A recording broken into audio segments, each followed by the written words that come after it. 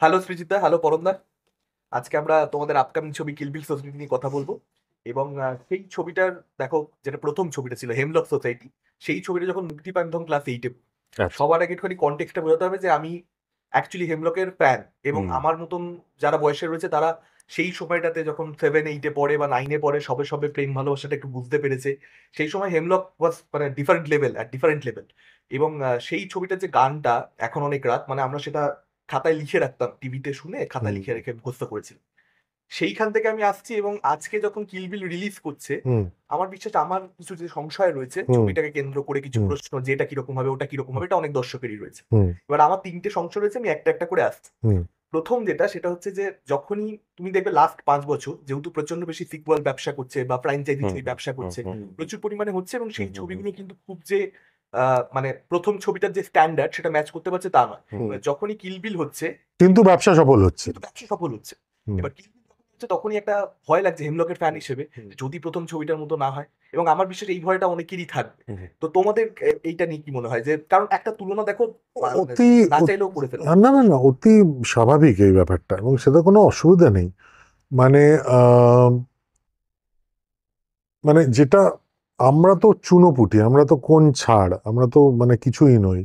যে জিনিসটা অপরাজিতর মতো ছবিকে ফেস করতে হয়েছে, যে জিনিসটা হীরক রাজার দেশের মতো ছবিকে ফেস করতে হয়েছে, যে জিনিসটা জয় বাবা ফেলুনাথের মতো ছবিকে ফেস করতে হয়েছে, সেই জিনিসটা তো মানে আমার মনে হয় যে এটা এটা অবশ্যম্ভাবী।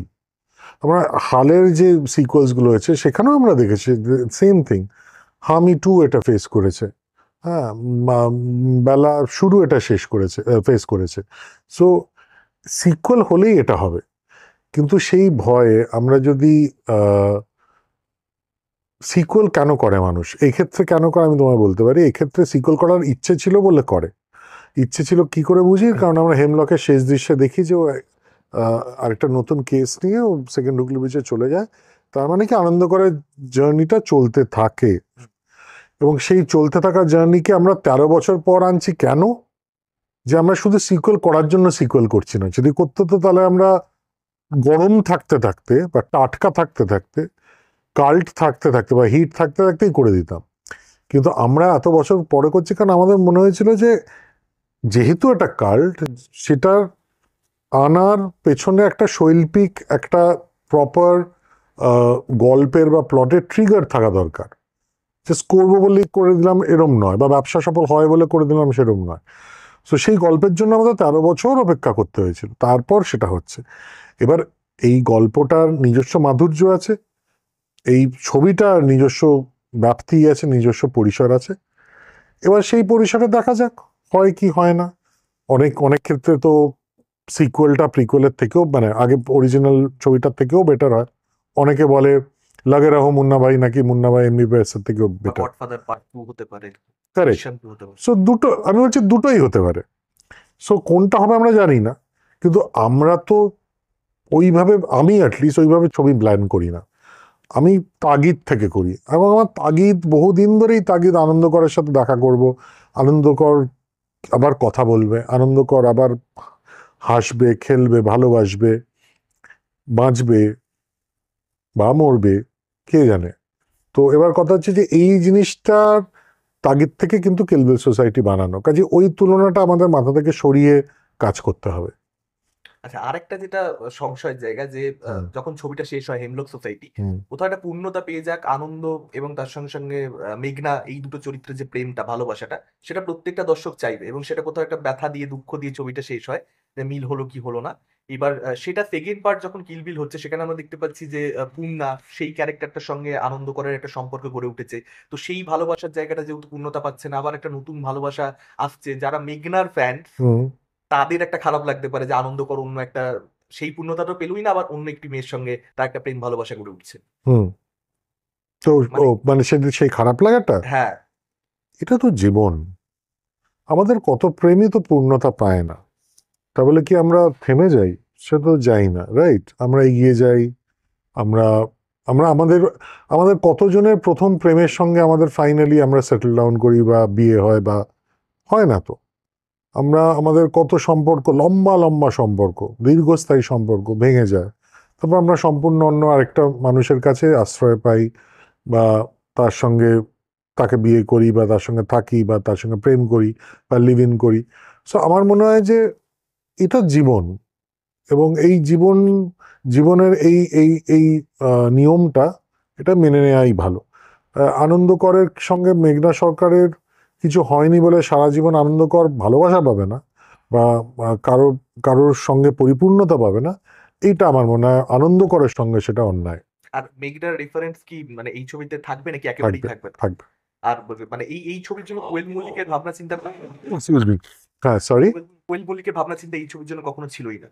না না, কারণ চরিত্রটাই তো আলাদা। মেঘনা তো চলে গেছে, মেঘনা তো আনন্দকরের জীবন থেকে বেরিয়ে গেছে। না, যদি বক্স অফিসের পার্সপেক্টিভ থেকে আমরা দেখি, হুম। ওই ক্যারেক্টারটাকে এনে দেওয়া মানে হচ্ছে যে ওটা আরো বেশি সফলতা পেয়ে যাবে, সেটা হ্যাঁ, কোনো পাথ ক্রস করেনি তোমার না মাইন্ডে। না না, বক্স অফিসের কথা ভেবে, সত্যি কথা আমি বলছি, বক্স অফিসের কথা ভেবে ছবি কি বানানো আদৌ যায়? আমরা কি আদৌ জানি কোন ছবি বক্স অফিসে কাজ করবে, কোনটা করবে না? আমি তো অ্যাটলিস্ট এরম কোনো মানে ফর্মুলা বা এরম কোনো অ্যালকেমির কথা জানি না, কাজে আমি সেই নিয়ে ভাবিও না। আমার যেটা ইনস্টিংক্ট বলে, আমি সেই রকম সেই ধরনেরই ছবি করি, এবং সেই ইনস্টিংক্টের মধ্যে পুরনো পরিচিত চরিত্রদের সাথে দেখা করাটাও পড়ে, সেটা প্রবীর রায়চৌধুরী হোক, সেটা আনন্দকর হোক। আরেকটা জিনিস যদি দেখো তোমরা, হুম, পরমদা ত্রিজিতা, যদি হেমলকের যে প্যাটার্নটা, ন্যারেটিভ প্যাটার্নটা, যে একটা মেয়ে সে সুইসাইড করতে চায়, তার জীবনে একটা দুঃখের জায়গা রয়েছে, সেখানে আনন্দ করে এন্ট্রি হচ্ছে, এবং তার পরবর্তীতে আনন্দ করে একটা সোসাইটিতে নিয়ে যাচ্ছে, যেটা হেমলক সোসাইটি, বা সেটাকে সেট আপ করা হচ্ছে, তারপর সেটাকে ব্রেক করা হচ্ছে, যে না প্রথমে বলা ছিল একরকম, তারপর দেখা যাচ্ছে না সেটা প্রো লাইফ।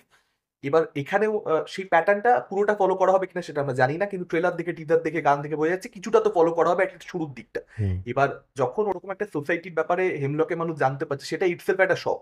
হুম, মানে ছবিটা শুধুমাত্র তার শেষ ভাগে যে টুইস্ট আসছে তার উপরে হুম, দাঁড়িয়ে নেই। নেই। এবার কিল বিলের ক্ষেত্রে যখন তুমি সোসাইটিটাকে সেট আপ করবে, তখন অডিয়েন্স যেহেতু হেমলক দেখে ফেলেছে, তাদের একটা হুম, মানে আগে থেকে যে এটা তো হতে হুম, চলেছে হুম। ছবিতে, সেটা কোনো রকম ভাবে মানে সেই শখ ফ্যাক্টরটা চলে এসেছে, এটা কি তোমার মনে হয়? না, একদমই না, কারণ ওই একটা পয়েন্ট অফ টাইম থেকে স্ট্রাকচারটা কমপ্লিটলি আলাদা হয়ে যায়। যেটা বলার বিষয়, খুব ইম্পর্টেন্ট একটা বিষয়, সেটা হচ্ছে যে হেমলকের যে অনুপাত, যে হেমলকের যে মিশন স্টেটমেন্ট, বা হেমলকের যে চলন ন্যারেটিভের, সেটার মধ্যে প্রেমের গল্পটা ছিল কোইন্সিডেন্টাল, সাইড এফেক্ট, একটা কাইন্ড অফ কি বলবো, মানে সেটা সেটা প্রধান জিনিস ছিল না। সেটা হয়েছে হেমলক সোসাইটির সময় কাটাতে কাটাতে, এখন অনেক রাত গাইতে গাইতে হয়েছে। এখানে কিন্তু প্রেমের গল্পটা অনেকটা বেশি জায়গা জুড়ে আছে। এটা কিন্তু অনেক বেশি একটা প্রেমের গল্প, এবং অনেক বেশি একটা love story, rather than hemlock. So এই অনুপাতের ডিফারেন্সেই স্ট্রাকচারাল ডিফারেন্সটা চলে আসবে।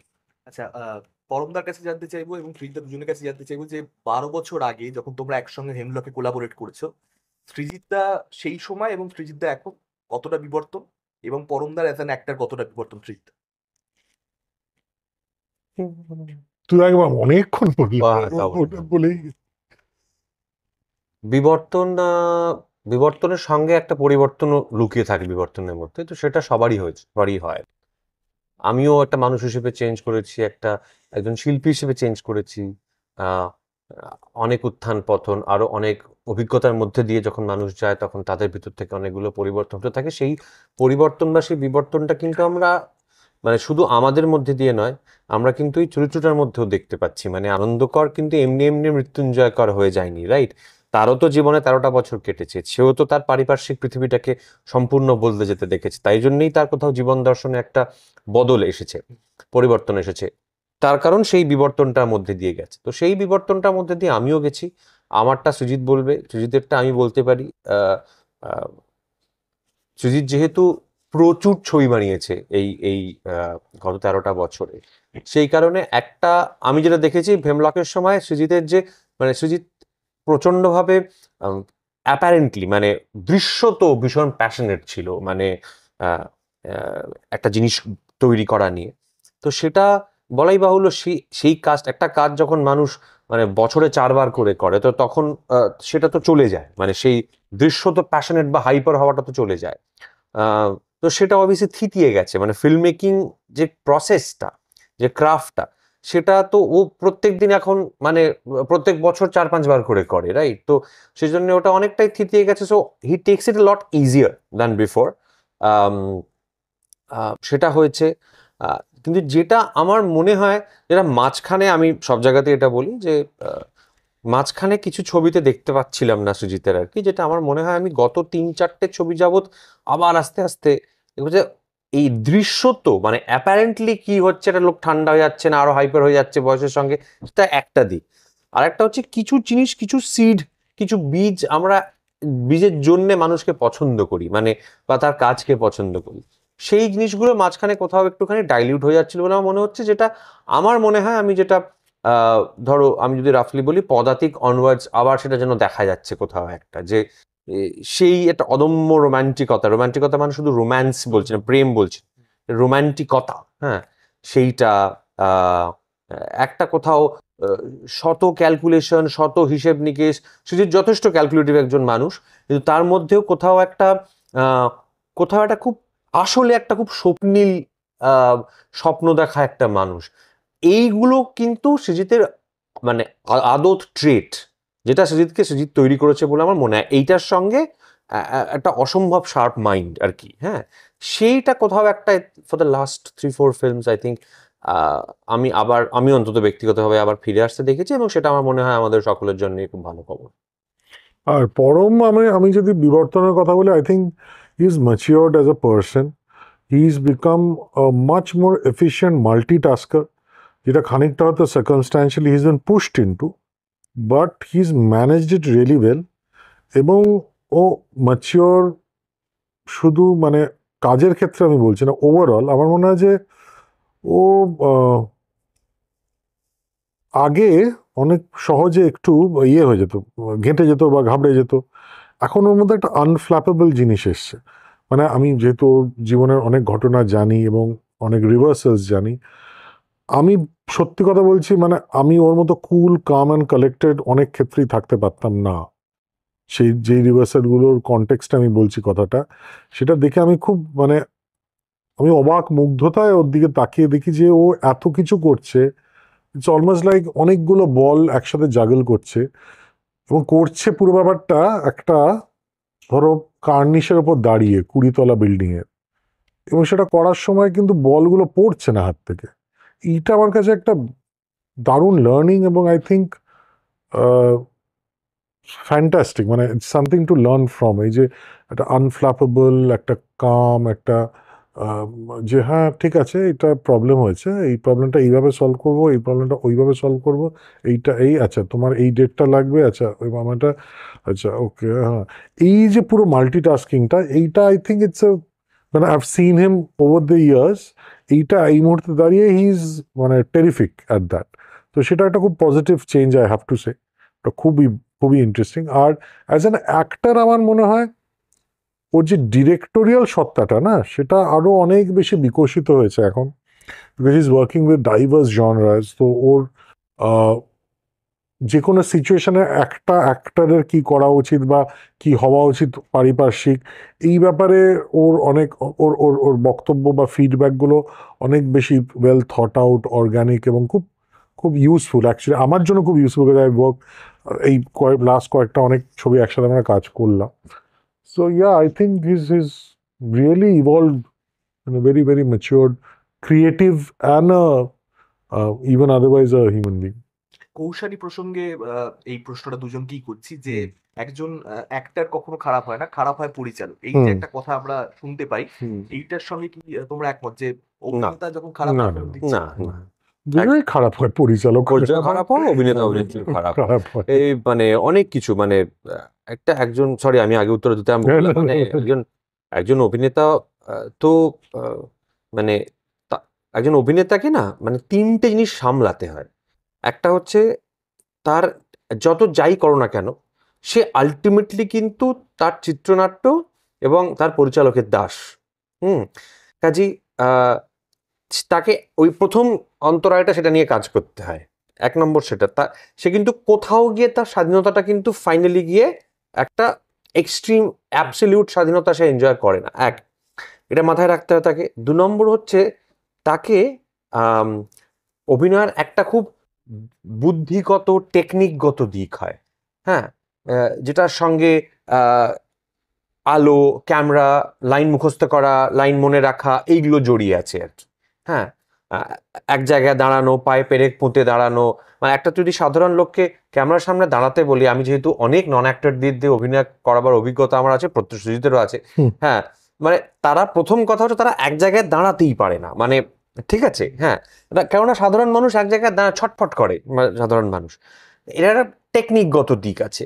আর একটা দিক আছে হচ্ছে নিজের ভিতরটাকে, মানে বুদ্ধির সঙ্গে মাথার সঙ্গে হৃদয়টার একটা অদ্ভুত সংমিশ্রণ ঘটিয়ে আম, আমি মানুষটা ছাড়াও যে আরো 100 কোটি রকমের মানুষ পৃথিবীতে হতে পারে, 100 কোটি রকমের বাস্তবতা পৃথিবীতে এক্সিস্ট করে, এটাকে মান্যতা দেওয়া কোথাও একটা, ঠিক আছে? তার মানে এই নয় কিন্তু যে আমি ওই লোকটার মতো হয়ে যাব, তা নয়। হ্যাঁ, এই এতগুলো জিনিস একটা লোককে ব্যালেন্স করতে হয় একজন অভিনেতাকে।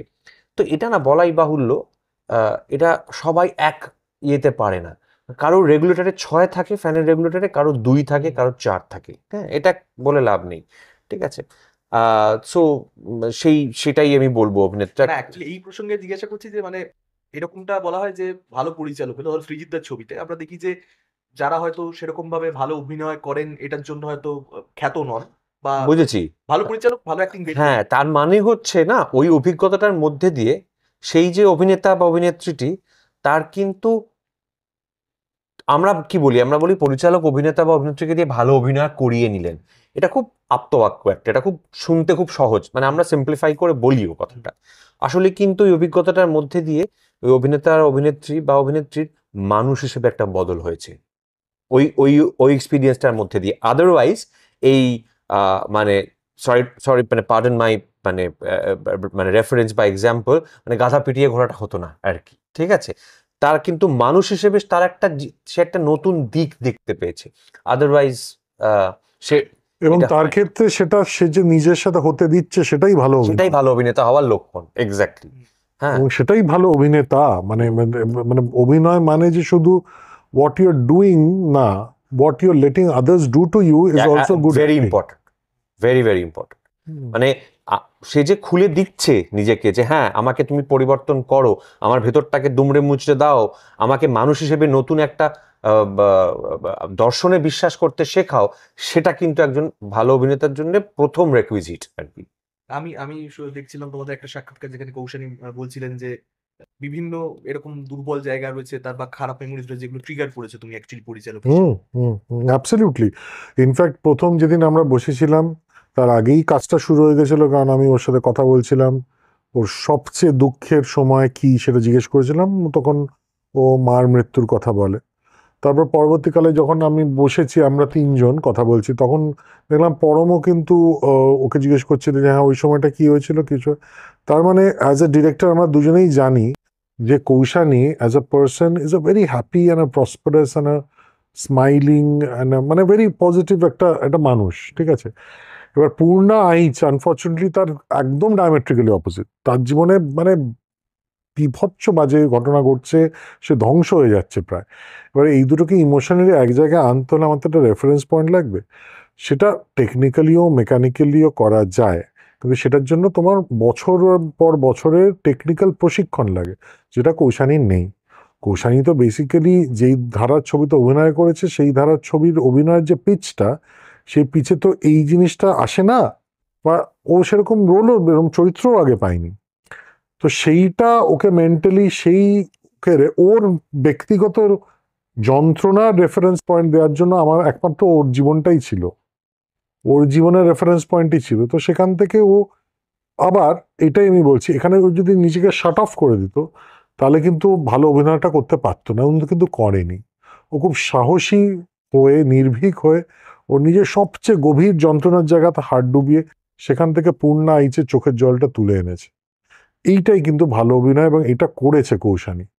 এবং সেটার জন্য আমরা যখন দেখবো পর্দায়, আমরা বুঝতে পারবো যে কোর যন্ত্রণা, যেটার কোনো সংলাপ জড়িত বা ঘটনাবলী জড়িত পরিপ্রেক্ষিত থাকে না, সে কোর যন্ত্রণার জায়গাটা কিন্তু খুব রিয়েল, খুব প্রচন্ড ইন্টেন্স এবং রিয়েল। আচ্ছা, সৃজিতদা পরমদা দুজনকে আমি জিজ্ঞাসা করবো অ্যাজ অ্যান কো অ্যাক্টর পরমদা এবং ডিরেক্টর হিসেবে হুম কোয়েল মল্লিকের যে মেঘনা ক্যারেক্টারটা এবং পূর্ণা ক্যারেক্টারটা সেটা কতটা বেশি ডিফারেন্ট তুমি বলবে এটা, হুম আর কৌশানের পারফরমেন্স আর কোয়েল মল্লিকের পারফরমেন্স 12-13 বছর আগে, সেই দুটো যদি ইভালুয়েট করো সেটাকে নিয়ে কি বলবে? দেখো কৌশানির সাথে আমাকে কম ওয়ার্কশপ করতে হয়েছে কোয়েলের তুলনায়, দ্যাট ইজ ট্রু।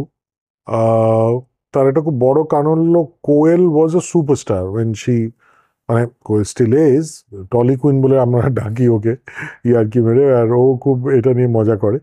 বাট কোয়েলের একটা বিশাল বড় ব্যাগেজ ভেঙে ওকে মেঘনা সরকার হতে হয়েছিল, কিন্তু কৌশানীকে অতটা বড় ব্যাগেজ ভাঙতে হয়নি। হ্যাঁ, ডেফিনেটলি কৌশানী এই ধারার ছবিতে হয়তো আবার প্রলয় বা বহুরূপীর আগে সেরমভাবে অভিনয় করেনি, কিন্তু আমার মনে হয় very sharp, very fast learner Koushani, খুব খুব শার্প, খুব ফাস্ট।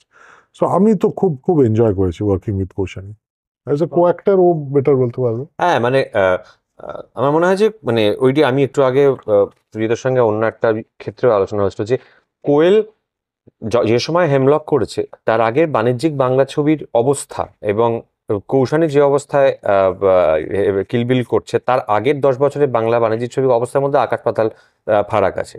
সো কৌশানী মানে কোয়েলের ক্ষেত্রে যেটা ছিল, কোয়েলকে একটা একটা ঘরানার ছবি থেকে ও জাম্প করেছে, এখানে করেছিল আর কি।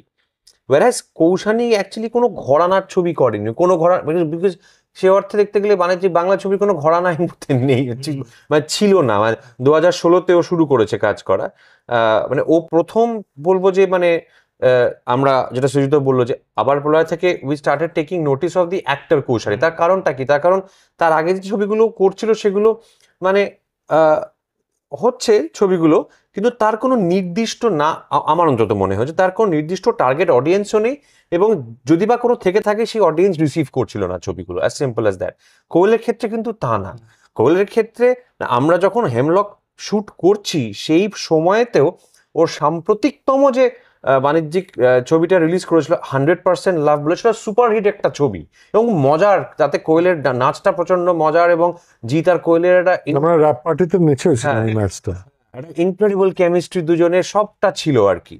তো সেই কারণে আমার মনে হয় কৌশানী আরেকটু কাদার তালের মতো আর কি, আরেকটু ইয়ে ছিল, বিকজ ওর সে অর্থে কোনো ট্রেনিংও হয়নি, আর অনেকে কাজ করতে করতে শেখে। ও যে কাজগুলো করেছে সে তার মধ্যে অধিকাংশতেই সে অর্থেও কোনো ট্রেনিং পায়নি, মানে সে জাস্ট করতে করতে, অভিনয় করতে করতে যেটুকু প্র্যাকটিসে মানুষ, যেটুকু আড়ষ্টতা কাটে, যেটুকু ক্যামেরার সামনে দাঁড়ানোর টেকনিক মানুষ শেখে, সেইগুলোই হয়েছিল আর কি। তো সেই দিক থেকে দেখতে গেলে কৌশানী আরো এবং ওর ছবিতেও কিন্তু ওর পারফরমেন্সটা আমার মনে হয় আরো যখন মানে সেই হওয়ার খারাপ দিকটা অনেকটা বেশি খারাপ, ভালো দিকটা অনেকটা ভালো। মানে আনলার্ন করানোটা অনেক বেশি কঠিন, হওয়াটা মানে তখন পরিচালক হিসেবে কাজটা সোজা হয়। হয়তো বা একটু হলেও ইজিয়ার আমার মনে হয়। হ্যাঁ আচ্ছা, পরমদা, তুমি একটা স্টেটমেন্ট দিয়েছিলাম কয়েকদিন আগে দেখছিলাম, এবং তোমার মানে অভিনেতা সত্তার প্রতি আমাদের অনেকেরই সেটাকে নিয়ে সমালোচনাও ছিল বহুদিন ধরে, যে পরমদার ছবিতে মানে পরমদার কোনো লুক চেঞ্জ হয় না,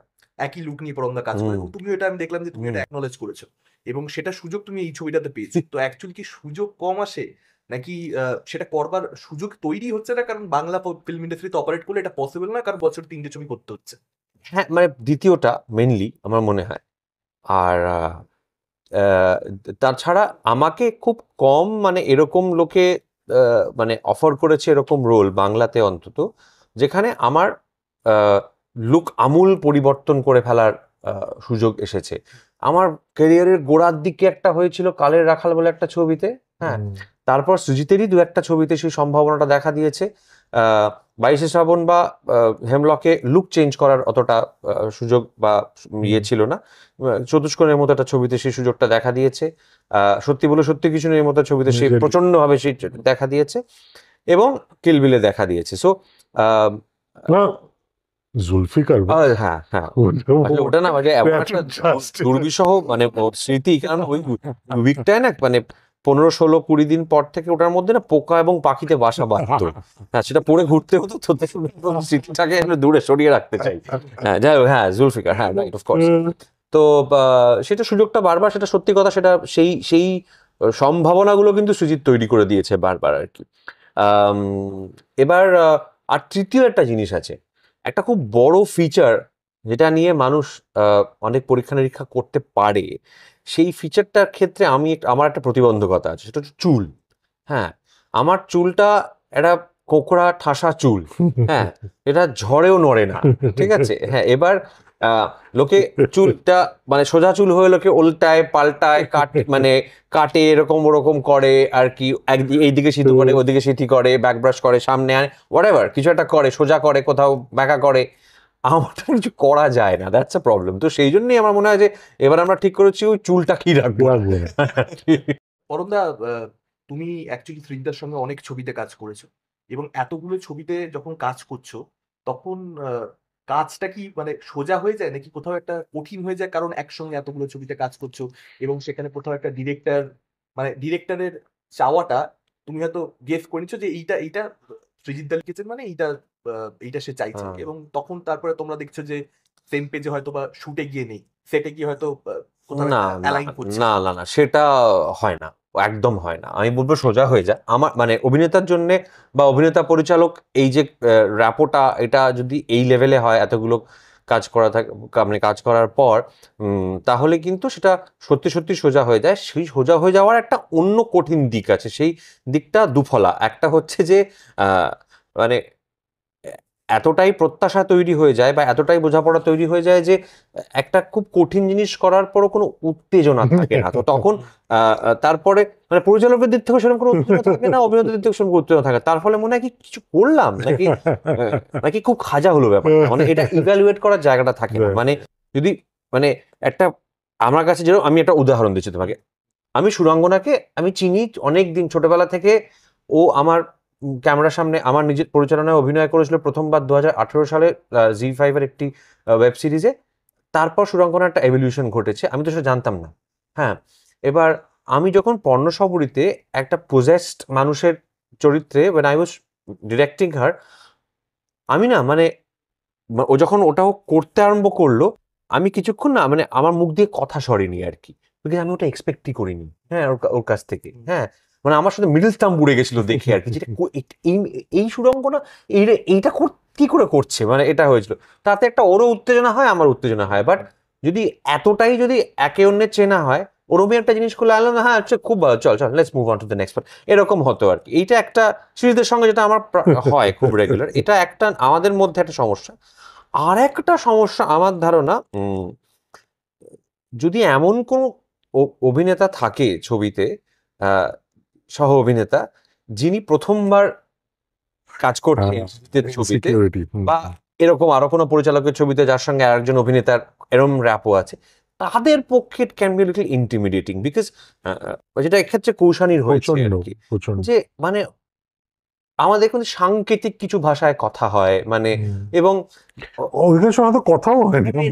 মানে ও এলো, বসলো, কফিটা নিয়ে চল যাই, তারা হ্যাঁ চল, কারণ চল হ্যাঁ করে যা। এবার যা কথা হচ্ছে আমার কৌশানীর সাথে হচ্ছে, শোন তোকে কিন্তু এটা করতে হবে, এটা করতে হবে। ও ভাবছে ওকে বকছেও, হ্যাঁ, তা তো নয়। মানে ওকে প্রেফারেন্সিয়াল ট্রিটমেন্ট দেওয়া হচ্ছে, এটাও কন্টিনিউয়াস, ওর এটাই কমপ্লেন।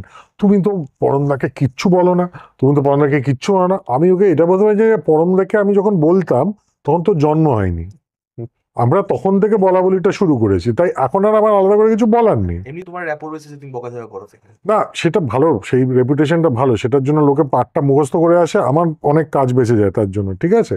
এবার কথা হচ্ছে, আচ্ছা এবার পাঠ মুখস্থ করানো ধর, ওর একটা অসম্ভব অসম্ভব ভালো গুণ আছে যে ও এসে টুক করে মানে একটা 3 পাতার মনোলগ এসে বসে কফি খেতে খেতে করে ডেলিভার করে দেয়, ঠিক আছে। তাই জন্য ওকে সেটা নিয়ে আলাদা করে বলে, এইগুলো নিয়েই তো মানুষ বলে, আর কি নিয়ে বলে। কিন্তু যে বলার জায়গাগুলো is already taken care of, এবং সেটা ওভার দ্য ইয়ার্স আমি জানি it will be taken care of. তখন যেহেতু আমি খুব ভোকাল হই না, এবং পরমের সাথে আমার কমিউনিকেশনটাই মানে সেটা ডাবিংয়েও মানে মানে খুব কম আছে। হ্যাঁ, আমি ধর ডাবিং একটা জায়গা মানে আছে, পরম শোন এই জায়গাটা, হ্যাঁ আমি করে দিচ্ছি ওটা।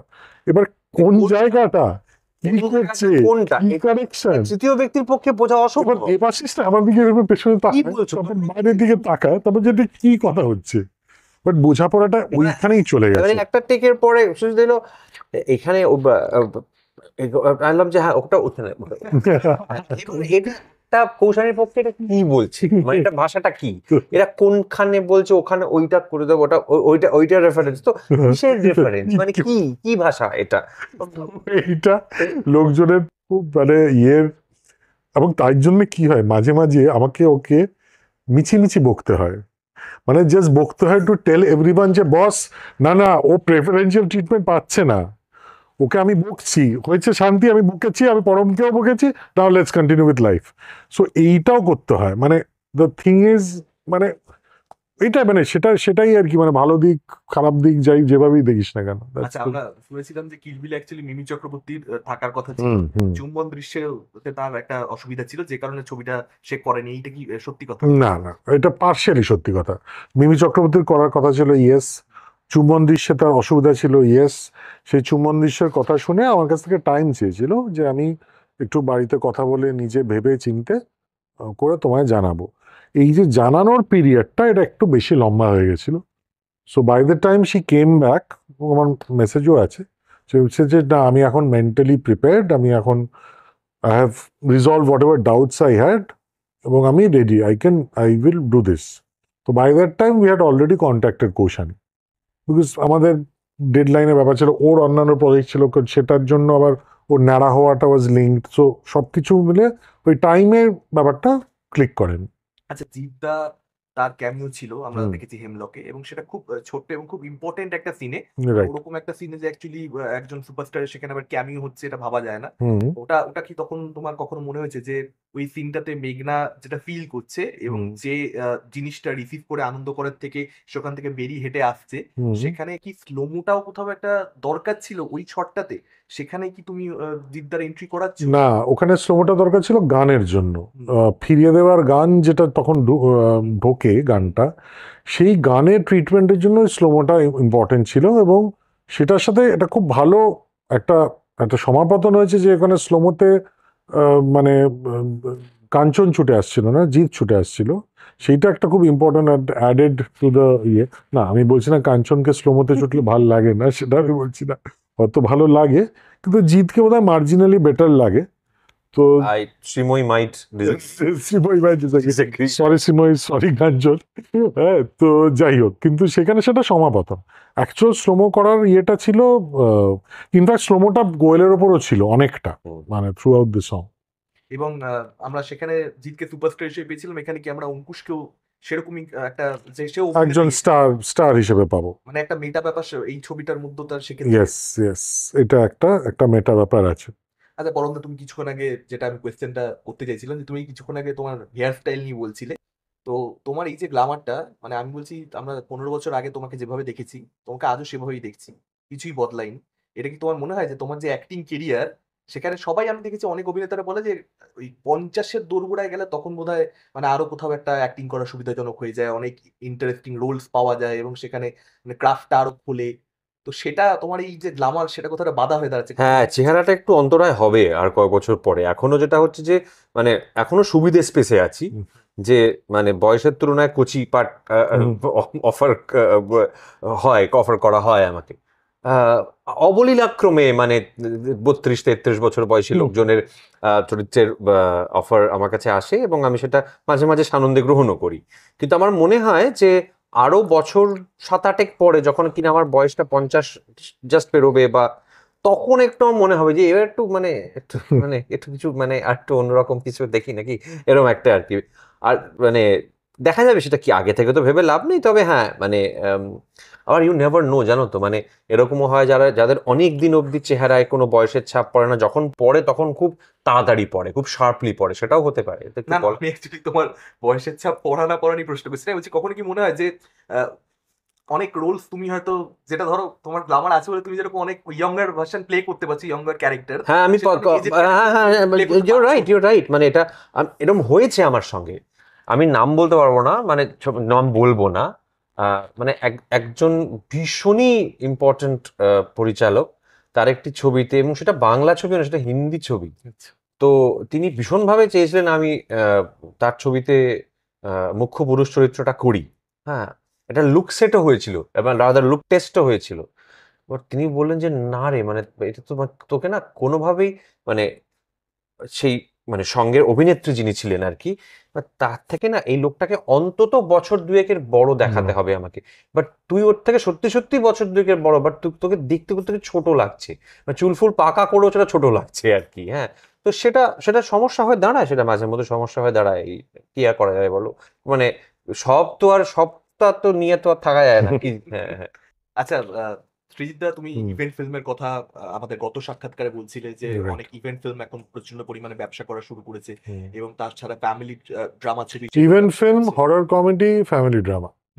না, হরর কমেডিটা বেঙ্গলে বেঙ্গলে নয়, বাট ওভারঅল আমি যদি ন্যাশনাল পার্সপেক্টিভে বলি, হ্যাঁ। এবার সেই ধরনের ছবির বাইরে গিয়ে তো তুমি ছবি করো, তুমি হরর কমেডি এখন অব্দি সাচেত বানাওনি, না, তুমি ফ্যামিলি ড্রামা সেই অর্থে ফ্যামিলি ড্রামা কোট বানাওনি, সেই ইভেন্ট ফিল্ম যেটা আমার ফ্যামিলি ড্রামা মানে টেক্কা। টেক্কা, তুমি এটা বলেইছিলে। হ্যাঁ হ্যাঁ।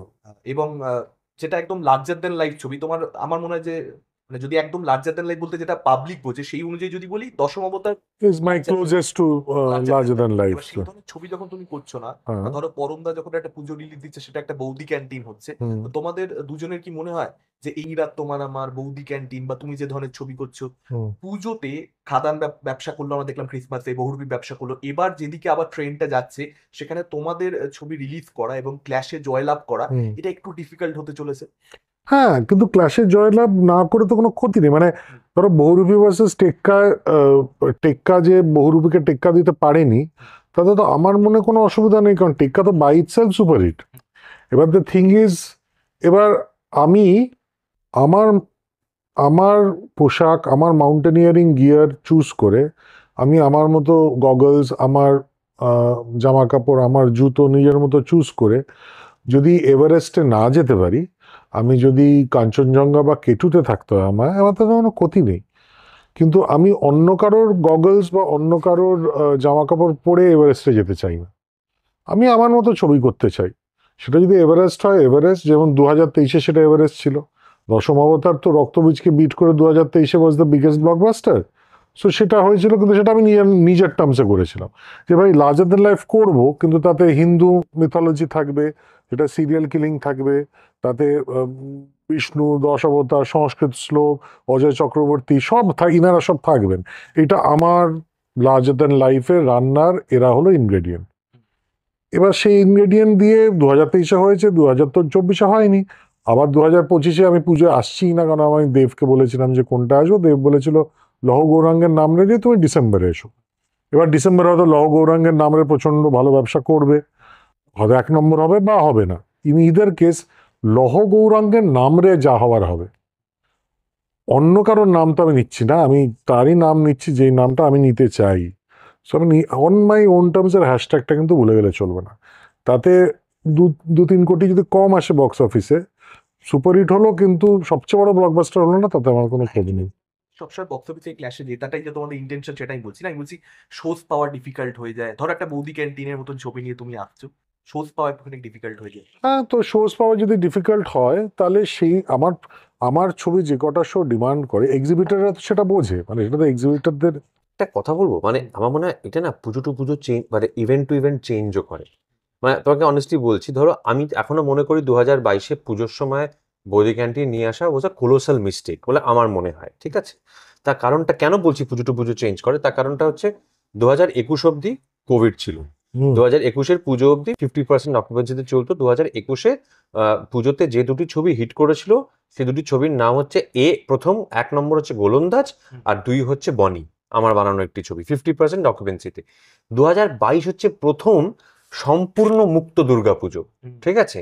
সেইখানে সামহাউ লোকে না বৌদি ক্যান্টিন বেঁচেছিল, না মনের কি নাম, কাছের মানুষ বেঁচেছিল, জাস্ট লোকে একটা ছবির ওপরই ভরসা করেছে, এটা উৎসব মুখর ছবি, কর্ণ সুবর্ণের গুপ্তধন, পিরিয়ড, ঠিক আছে? তার মানে যে প্রতিটা পুজোয় তাই হয় মানে নেই কিন্তু, কেন মানুষ কিন্তু চেঞ্জ করে, মানুষ প্রায় কোভিডটাকে এখন ভুলে যেতে চায়, বা এবং সেই জায়গা থেকে ভুলে গেছে হয়তো বা। সেই কারণে 2025-এর বা 26-এর বা 27-এর পুজোতে কি হবে বা ক্রিসমাসে কি হবে তুমি বলতে পারো না আর কি। তো এই প্রশ্ন আমি আগেও ফেস করেছি যে আচ্ছা আবার কখনো ফ্যামিলি ড্রামা বানালে তুমি কি পুজো রিলিজ করবে? আর আমি মানে দেখো, এই রাত তোমার আমার মতো একটা ছবি যেটা বানানোই একটু নিশ অডিয়েন্সের জন্য, অনেস্টলি আমরা ভাবিনি যে এত মানুষ দেখবেন থিয়েটারে, মানে থ্যাঙ্কফুল, মানে অত্যন্ত কৃতজ্ঞ। সেম সত্যি বলে আমি ভাবিনি, মানে কিন্তু এই মানে এরকম একটা ছবি আমি নিশ্চয়ই পুজোর সময় নিয়ে আসবো না, ঠিক আছে, কিন্তু ফ্যামিলি ড্রামা বানানো যেতে পারে, বানিয়ে মুক্তি দেওয়া যেতেই পারে আমার মনে হয়। আচ্ছা, আমি প্রায় শেষের দিকে চলে হ্যাঁ প্লিজ, এবার আমাকে হুম। খেতে হবে। আমি প্রায় শেষের দিকে চলে এসেছি। দুটো প্রশ্ন আর একটা হচ্ছে তোমরা দুজনের বছরের শুরুটা তোমাদের খুব ভালো হয়েছে। এই রাত তোমার আমার সত্যি বলে সত্যি কিছু নেই হিট হয়েছে। আবার আমরা দেখতে পাচ্ছি পাটালিগঞ্জে পুতুল খেলার মতন একটা ছবি যেটা অ্যাকচুয়ালি ভালো হয়েছে, বা সায়েন্স ফিকশন ছবিটা ঋষভ বসুর ধ্রুব ধ্রুব আশ্চর্য আশ্চর্য জীবন, হ্যাঁ। জীবন। এই দুটো ছবি ভালো হয়েছে কিন্তু সেভাবে বক্স অফিসে কালেকশন করতে পারলো না। তোমাদের কি মনে হয় যে ওয়ারদপন জিনিসটা ধীরে ধীরে বাংলা ছবির ক্ষেত্রে কোথাও একটা ডাই ডাউন করে যাচ্ছে? সেই না গো, মানে একটা আমার ভালো মনে হয় কাস্টিং দরকার তবেই ওয়ারদপন। Not necessarily. আমার মনে হয় কি বলতো, ভালো অনেক জিনিসের লাগে, অনেক অনেক জিনিস অনেক মানুষের লাগে। ধ্রুবর আশ্চর্য জীবনে যথেষ্ট ভালো ওয়ার্ড অফ মাউথ ছিল, আমি দেখেছি সোশ্যাল মিডিয়ায় প্রচুর লেখালেখি হচ্ছে। ফর দ্যাট ম্যাটার পাটালিগঞ্জের কি নাম, পুতুল খেলা। পুতুল খেলা, হ্যাঁ, সেইটারও কিন্তু লোকজন দেখে বলেছিল, বা একটা সবচেয়ে Mayanagar, Mayanagar, brilliant word of mouth word boss. of mouth, ভাবা যায় না। ভালো ছবি। হ্যাঁ, কিন্তু কি হয়, এটা না মানে একটা সার্টেন নাম্বার অফ মানুষের মানে ভালো লাগতে হয়, তা না হলে নম্বরটা বক্স অফিসে দেখা যায় না। সেটা যে কোনটার হবে কেউ জানে না, কিন্তু ফ্যাক্ট রিমেন্স যে ওয়ার্ড অফ মাউথের ওপর সবসময় নয়। মানে আমার মানে ধরো একটা আমার 100টার অডিয়েন্স আছে, ঠিক আছে, এবার 100টার অডিয়েন্সের মধ্যে 10টা লোক দেখলো একটা জিনিস, তাদের খুব ভালো লাগলো জিনিসটা, তারা প্রচুর নিজেদের মধ্যে আলোচনা করলো, কিন্তু সেটা হলে ওই ছবিটার না নম্বরটা আসবে না। মিনিমাম ধরো একটা পাস মার্কটা, বক্স অফিসের পাস মার্কটা ডিসাইড করবে, কিন্তু তোমাকে মিনিমাম 36টা লোককে দেখতে হবে, বুঝতে, it's as simple as that, বুঝতে পেরেছো? মানে এটা আনফর্চুনেট, বাট এটাই নম্বরের নীতিতে, তাই নম্বরের হিসেবটা ওইভাবে ওয়ার্ক করে আর কি। আচ্ছা, শেষ প্রশ্ন।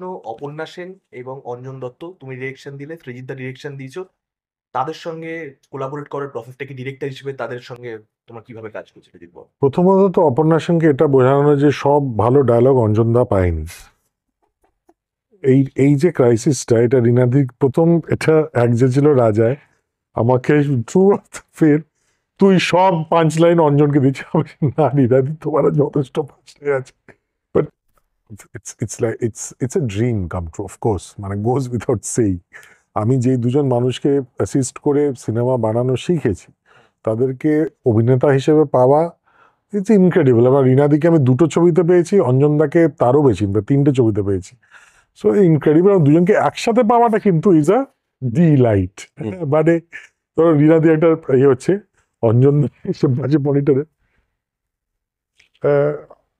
এরকম করছে, আচ্ছা, তো আমি কি হয় কিছু বল না বলে চলে গেল। হ্যাঁ, তো আমার মনে হলো ওখানে অঞ্জনদার পরিচালক সত্তার একটু বেরিয়ে ওই জায়গাটা একটু কিছু গন্ডগোল হচ্ছে বা কিছুটা ঠিক করার জন্য হচ্ছে, কিন্তু বলতে পারছে না, কারণ অ্যাজ এন অ্যাক্টর সিম্পলি রিনামাসির পিছনে লাগবে বলে এসেছিল, মানে একদম, মানে এটা না সত্যি, মানে একটা রিনা ওই যে বলুন, মানে আমার বলছে আচ্ছা, মানে তখন কি পুতির মালা হতো, মানে একজন লয়ারকে একটা পুঁতি, আমি যাই না বলে চলে গেল।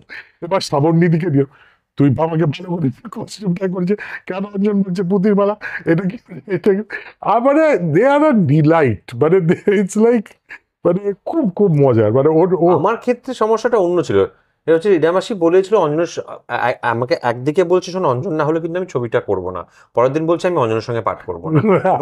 কোনটাকে আমি সত্যি বলে মানবো? তার কারণটা হচ্ছে যে অঞ্জনের সঙ্গে পাঠ করবো না কেন বলছে, কারণ অঞ্জন এত ভালো অ্যাক্টিং করে, আমি আমাকেও সেটা বলে, আমি জীবনে আমি ওই অভিনয় করবো না। এবার তার পরের দিন বলছে অঞ্জন ছাড়া না অসম্ভব, আমি ছবিটা করবো না রে। হ্যাঁ, মানে এবার এটা খুব মুশকিল।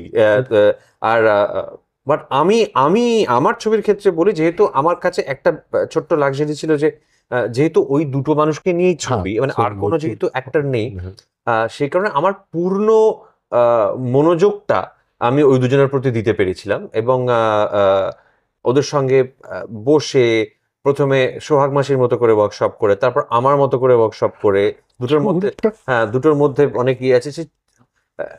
এবং মানে রিনা মাসির অবভিয়াসলি একটা ইয়ে থাকে, এবং সেটা সম্বন্ধে উনি খুব ক্লিয়ারলি বলেন যে মানে আমাকে দেখতে যেন মানে ভালো লাগে একটা লেভেলে আর কি। আর অঞ্জনদা একেবারে বিপরীত মেরুর একটা লোক, মানে আমাদের কিরম লাগলো, কি কেমন হলো, মানে কিছু কোনো ইয়ে নেই আর কি। হ্যাঁ, তো কিন্তু এই দুটো লোককে, এদের যে অভিজ্ঞতা এবং এদের যে ক্ষমতা, এদের যে শিয়ার কি বলবো আমি, মানে এরা দেখবে ওই অভিজ্ঞতাকে হিন্দিতে অনেক সময় কমেন্ট্রিতে অনুভবী বলে, মানে অনুভবী খিলাড়ি বলে না, এদের অনুভব। क्या बात, হ্যাঁ वेरी नाइस पॉइंट। হ্যাঁ, মানে এদের এদের অনুভব বা উপলব্ধিগুলো যে জায়গায় না, সেটা যখন একসঙ্গে আসে সেটা একটা, वी आर वेरी लकी, মানে সহজ আমরা কথা সত্যি মানে এই দুটোর পর আমি জানি না আর মানে আর কি, মানে আর তাদেরকে ডিরেক্ট করার জন্য you would give the right side of your body, মানে কি আমি কাকে চাইবো, আর কাকে চাইবো? কাকে চাইবো, মানে আমি সত্যি জানি না। হ্যাঁ মানে যে উফ একে ডিরেক্ট করতে চাই, এটা কাদের নিয়ে বলবো, মানে সত্যি আমি জানি না আর কি। বাংলায় তো সত্যি জানি না, হিন্দিতে তবু বা দু একটা না, হ্যাঁ থাকতে যেহেতু পারে। হিন্দিতে আমি এখনো কিছু বানাই, ডিরেক্ট করে নিয়ে জন্য আমার কিছু অত স্বপ্ন আছে, বাট বাংলায় আমি সত্যি জানি না। আচ্ছা সৃজিতদা, পরমদা, প্রশ্ন ছিল আরো, কিন্তু পরমদার আজকে টাইম নেই, তাই আমাদেরকে এখানে এন্ড করতে হচ্ছে। কিল বিল নিয়ে তোমরা দর্শকদেরকে বলে দাও। আগামী এপ্রিল রিলিজ করছে কিলবিল সোসাইটি, হেমলক সোসাইটি সিকুয়েল। আনন্দ কর ফেরত আসেন মৃত্যুঞ্জয় কর হয়ে।